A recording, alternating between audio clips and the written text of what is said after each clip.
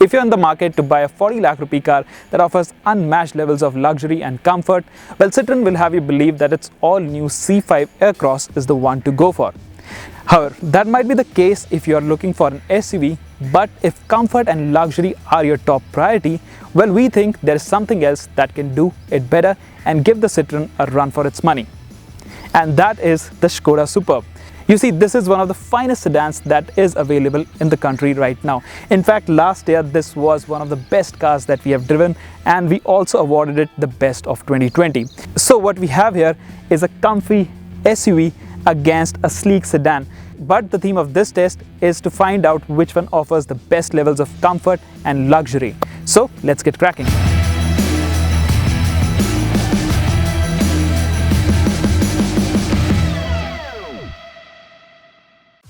You're watching the AutoX YouTube channel. You can also get your daily dose of all things automotive on our website, autox.com, and follow us on social media. Don't forget to check out our monthly magazine and make sure to hit the bell and subscribe button so you don't miss a thing.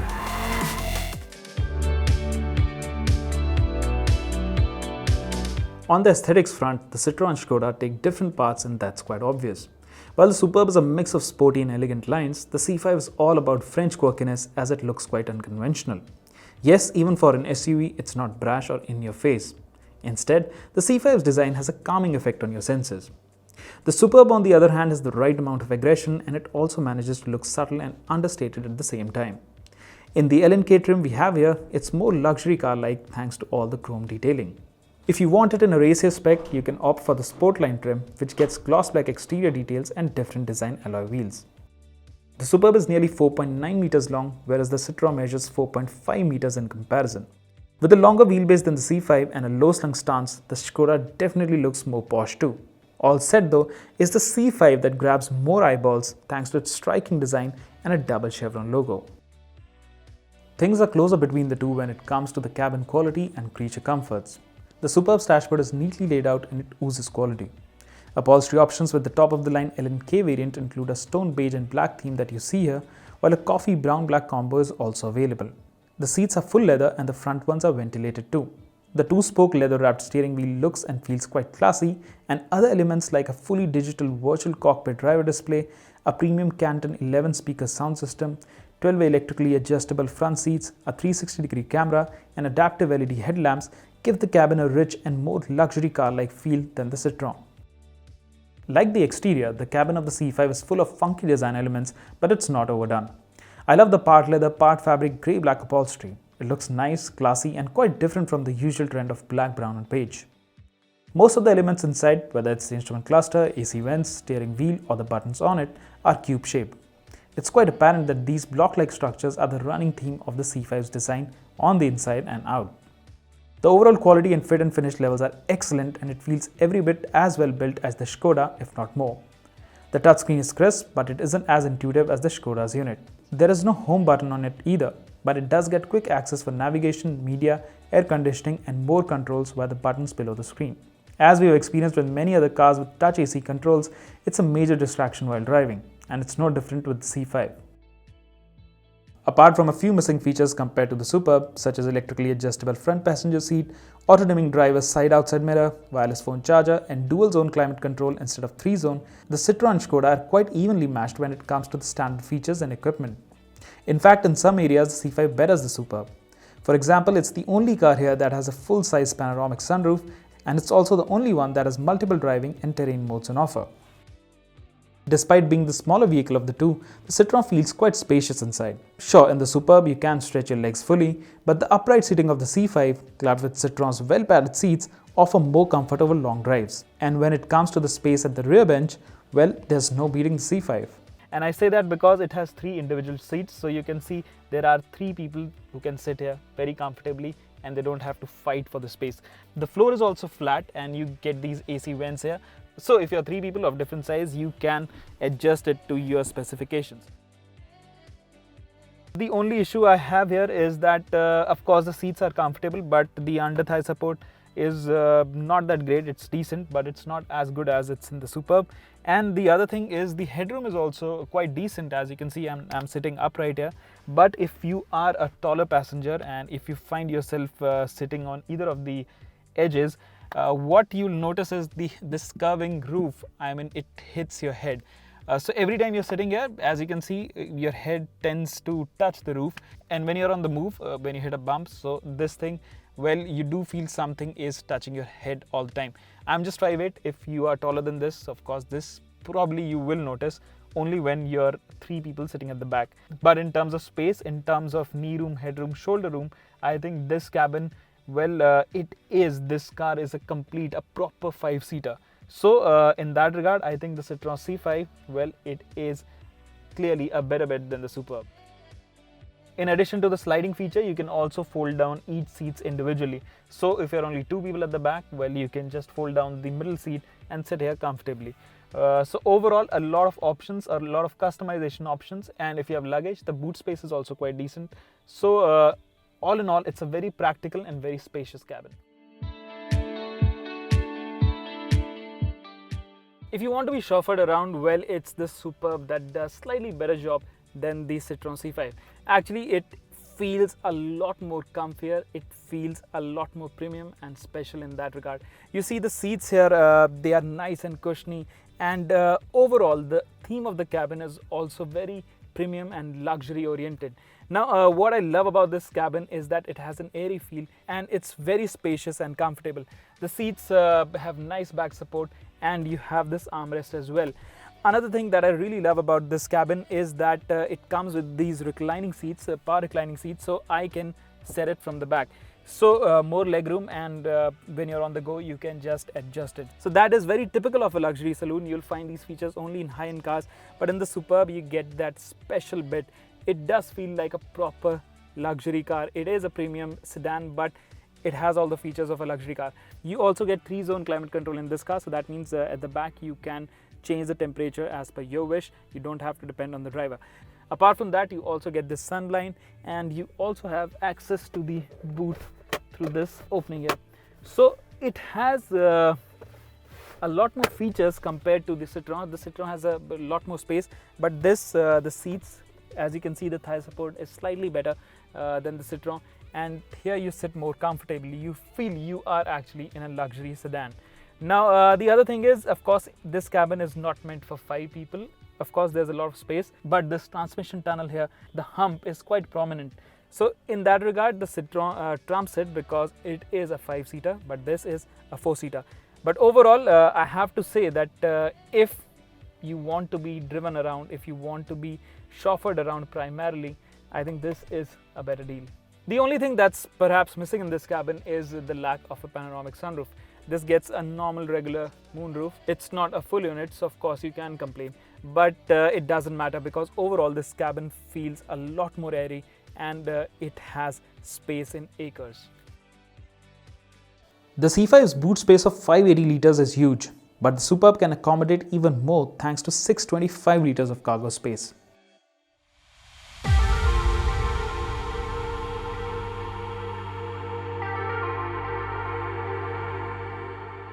So with the C5, Citroen is prioritizing comfort over everything else, and that's quite apparent once you get inside this car and start driving. Well, everything from the engine to the gearbox to the suspension is tuned for comfort, and it is a very comfortable car to drive. Let's start with the engine first. It's a 2-litre diesel unit that produces nearly 175 bhp and 400 Nm of torque. It is actually quite responsive, and for a car that's just solely made for comfort, I think it's quite fast. The low-end punch is really strong. Once you cross 1500, 1600 RPM, you have really a nice surge of torque that just gushes in, and then it continues all the way up to 5000 RPM. Now the gearbox is an 8-speed unit, which is also quite smooth, and it is quite quick as well. But it doesn't rush through gears like, as if it's the end of the world. It takes its time and it does it in a very comfortable manner. At the same time, it doesn't compromise on performance. In fact, the mid-range of this car, well, it's quite strong. When you're on the expressway, you want a quick overtake, well, it does deliver the goods. And in that regard, the engine and gearbox are very finely tuned. Of course, it does also get manual mode and you get these nice paddle shifters here, but it automatically shift gears around 4800 RPM or 5000 RPM. It doesn't allow you to rev all the way up to its red line, which is at 6000 RPM. The another thing is, once you're revving this motor hard, as in once you rev it beyond 3500 RPM, well, that's when it starts getting noisy as well. It starts protesting a bit. So you don't really need to do that because the performance is adequate for all occasions. Whether you're on the highway, whether you're driving in the city, it has everything. So you don't really need to push the engine to its limits. And at low speeds, there is minimal turbo lag. So when you're driving this car, you don't really feel that, it is a big lumpy diesel unit. In fact, it's quite refined. It's only after you cross 3500 RPM, well, that's when, like I said, it's not that refined. But you don't need to be there. Now, this is primarily a front-wheel drive car, so it, of course, is not a proper SUV as you would imagine, but it does get different driving modes. Like you have sand mode, you have traction control, which you can turn off, and it has a total of 5 modes. So it has got sand modes, it has got wet mode, snow mode, so you can drive it anywhere. But again, it's not a proper SUV. It's just going to alter the throttle response as well as the gear shifts. So in that regard also, it's pretty decent. It's packed with all the modern features. Now, coming to the drive, well, it is quite comfortable, like I said, and really you can see that it is a car that's meant for comfort. Everything about it just shouts comfort. The ride is really pliant, and at low speeds, of course, you can hear a little bit of thud when you hit a sharp bump. But overall, as you pick up speed, the ride is really pliant and really comfortable, and it just wafts along on highway. So I think if you're looking for a comfortable ride, the Citroen C5, well, it is a great option because it does deliver on its promise. The ride quality, even the handling for a car that's so softly sprung, well, it doesn't handle like a boat. It does perform decently. If you push it around corners, there is a bit of body roll, but overall, it's quite predictable. The steering is also nice, and it offers decent feedback as well. So overall, even if you're looking to drive, I know the Superb is the car, it's a sedan, it's low slung and all that, but even if you want to drive, this is quite amazing to drive at especially at highway speeds. I think it's very stable, and you can do high triple digit speeds very easily. You can maintain those speeds, cruise at those speeds, and you'll also enjoy driving it. On top of that, it has a ground clearance of 230 millimeters, so that means anything on the road, you can just dismiss it without any second thoughts, which is not going to be the case with the Superb. The brakes are also quite strong, and they have nice feedback, but at low speeds, I found them to be a little grabby. So when you're driving in traffic, it does tend to grab really aggressively. But overall, I think it's a great car in terms of dynamics as well, because considering that this car is marketed as something as a one-trick pony that only does comfort, and just comfort, well, in that sense, it is quite good to drive. I think Citroen should also highlight the fact that it's a very decent car to drive. It doesn't feel numb or lifeless like many of the other SUVs that we drive. So it is actually quite fun to drive as well. The Superb is powered by a familiar 2-liter turbocharged petrol unit. It's only available with the petrol. All Volkswagen Group cars, in fact, are available with the petrol engine in India. So this one develops 188 bhp and 320 Newton meters of torque. Well, it is a very sprightly unit because we have experienced this drivetrain in multiple cars, and there is no complaining really. The 7-speed dual clutch transmission is also a gem.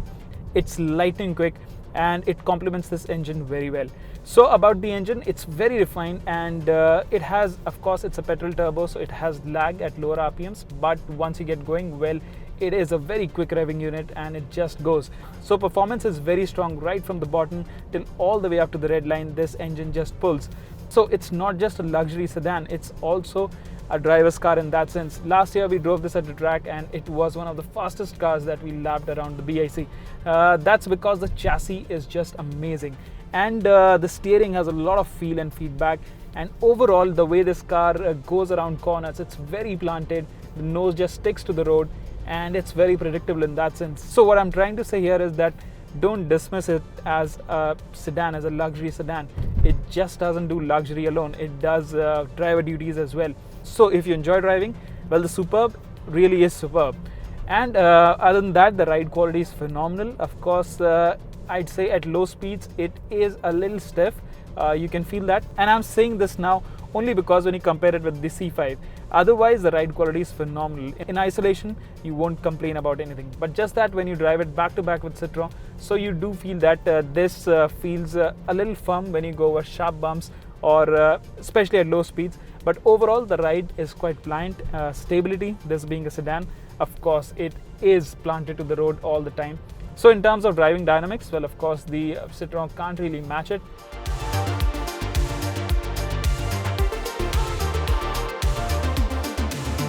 So it's time for the verdict, and as expected, it wasn't as simple.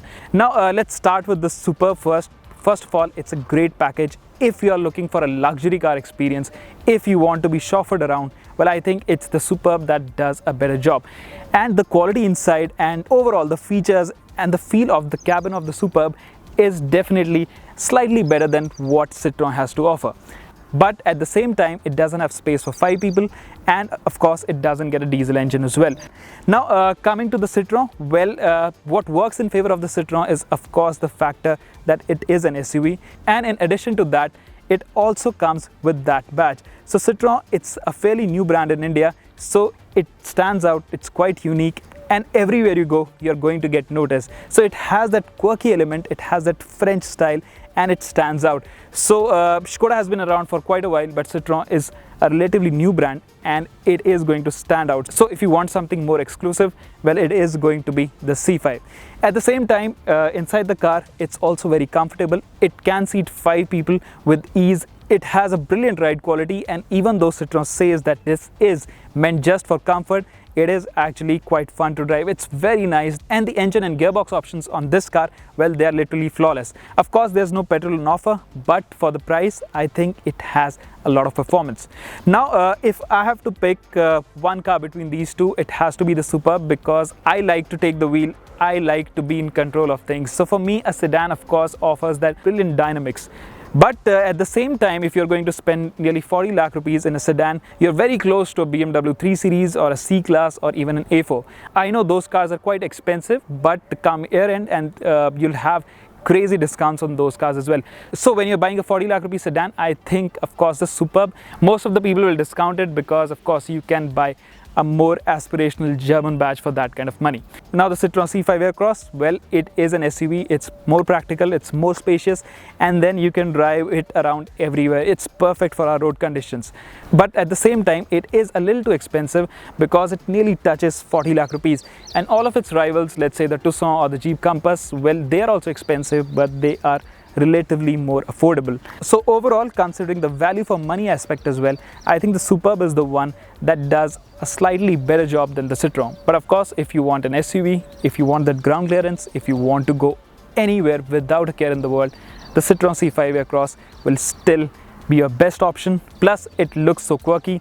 But overall, whichever car you choose, you can't go wrong with either.